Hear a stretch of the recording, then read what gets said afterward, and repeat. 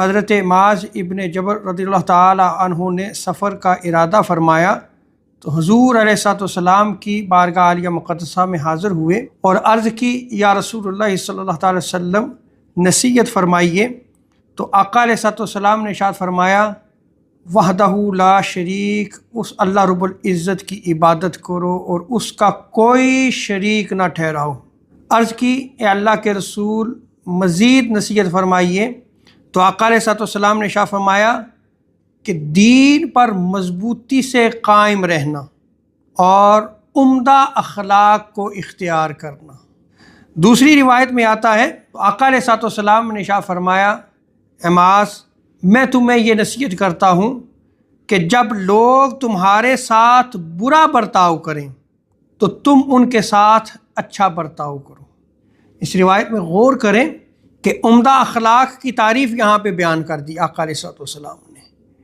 عمدہ اخلاق یہ نہیں ہے کہ کوئی آپ کے ساتھ اچھا برتاؤ کرے تو تم بھی اس کے ساتھ اچھا برتاؤ کرو، اگر کوئی برا برتاؤ آپ کے ساتھ کرتا ہے تو آپ بھی اس کے ساتھ برا برتاؤ کریں۔ یہ اخلاق نہیں ہے، اس کو حسن اخلاق نہیں کہا گیا، بلکہ حسن اخلاق یہ ہے کہ جو آپ کے ساتھ برا برتاؤ رکھے آپ اس کے ساتھ حسن خلق سے پیش آئیں، آپ عمدہ اخلاق کو اختیار کریں۔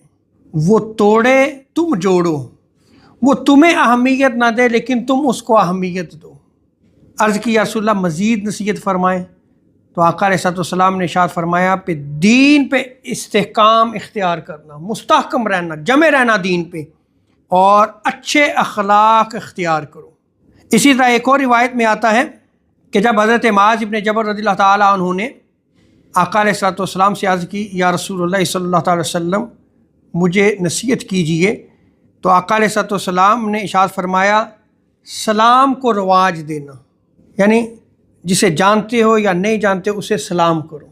اور دوسرا ارشاد فرمایا کہ لوگوں کو کھانا کھلانا، اور آگے آقا علیہ الصلوۃ والسلام نے ارشاد فرمایا کہ اللہ تبارک و تعالیٰ سے اس طرح حیا کرنا جس طرح تم لوگوں سے حیا کرتے ہو، اور جو برائی کرے اس کے ساتھ اچھائی کرو، اور اپنے اخلاق کو عمدہ رکھو۔